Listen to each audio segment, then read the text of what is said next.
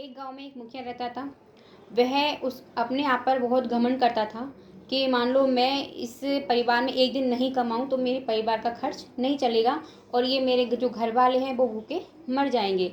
और वह समाज में बैठता था, अपने दोस्तों के पास बैठता था तो बड़ी बड़ी डींगे हाँकता था कि यदि मान लो मैं एक दिन नहीं कमाऊं तो मेरा परिवार भूखा मर जाएगा। तभी कुछ दिनों बाद वह इस सत्संग में पहुंचता है। तो सत्संग में संत जो महात्मा होते हैं वो बोलते हैं कि इस दुनिया में किसी के ऊपर कोई निर्भर नहीं है, मतलब कोई किसी के ऊपर आश्रित नहीं है। वे सब अपने भाग्य का खाते हैं और अपने भाग्य लेकर के आते हैं। तो इस तरह से वो सुनकर के जब सत्संग खत्म हो जाता है तो वह जो मुखिया है वो संत के पास जाता है और बोलता है कि संत आपने ऐसे बोला था कि कोई इस दुनिया में किसी के ऊपर निर्भर नहीं है, लेकिन मेरा पूरा परिवार मेरे ऊपर निर्भर है। यदि मान लो मैं एक दिन नहीं कमाऊं तो मेरा पूरा परिवार भूखा मर जाएगा। तो संत ने कहा ये तुम्हारा भ्रम है, ऐसा कुछ भी नहीं है। तुम नहीं होगे तो भी तुम्हारे घर का परिवार का खर्चा चलेगा। तो वह संत बोलता है कि मुझे इसे प्रमाणित करके दिखाओ। तो फिर वो कहता है चलो ठीक है, मैं इसे प्रमाणित करके दिखाता हूँ। तुम बिना किसी को कुछ बताए तुम 1 महीने के लिए घर से गायब हो जाना। तो वो ऐसे ही करता है और संत बोलता है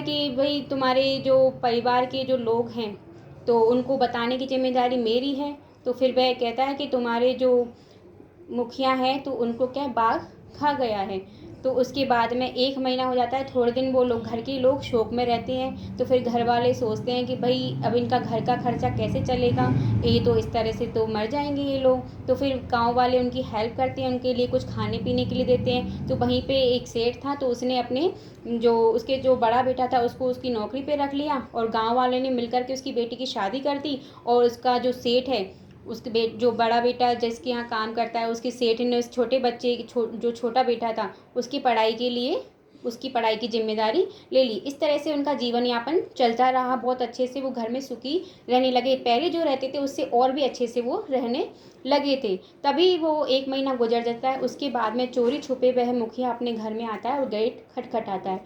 गेट खटखटाने के बाद में उसके घर वाले डर जाते हैं उससे कि भूत आ गया। तो फिर वह बोलता है कि मैं भूत नहीं हूँ। तो वह गिड़गिड़ाता है और अपनी सारी उनको कथा सुनाता है कि मैं किस तरह से घर से गायब हुआ था और किस लिए हुआ था। तभी वह बोलती है, अंदर से आवाज़ आती है, उसकी पत्नी बोलती है कि अब हमें तुम्हारी ज़रूरत नहीं है, हम पहले से भी बहुत सुखी रह रहे हैं, तुम अब हमें छोड़ करके जा सकते हो। तो वह मुखिया उदास हो जाता है और चला जाता है। तो दोस्तों इससे यही शिक्षा मिलती है कि हम किसी के ऊपर आश्रित नहीं हैं, किसी को किसी के ऊपर आश्रित होने की भी ज़रूरत नहीं है। और हम ये सोचते हैं कि हमारे बिना किसी का काम नहीं चलेगा या उसके बिना उसका काम नहीं चलेगा, तो ये हमारी गलतफहमी है। तो हमें अपने ऊपर घमंड नहीं करना चाहिए, ना तो हमारे धन का घमंड करना चाहिए, ना हमें अपना ज्ञान का घमंड करना चाहिए और ना ही हमें अपने रूप का घमंड करना चाहिए। ईश्वर ने सबको एक जैसा बनाया। यदि उसने जीवन भी दिया है तो उसको खाने के लिए भी देगा और उसकी जीवन यापन करने के लिए उसकी व्यवस्था भी करेगा। दोस्तों इसीलिए मैं ये कहती हूँ कि चलो ठीक है, जो भी है भगवान ने जितना दिया है उस पर हम संतोष करें, किसी से तुलना नहीं करें, अपने ऊपर घमंड ना करें और ईश्वर के उस पर विश्वास रखें और सबकी सेवा करें।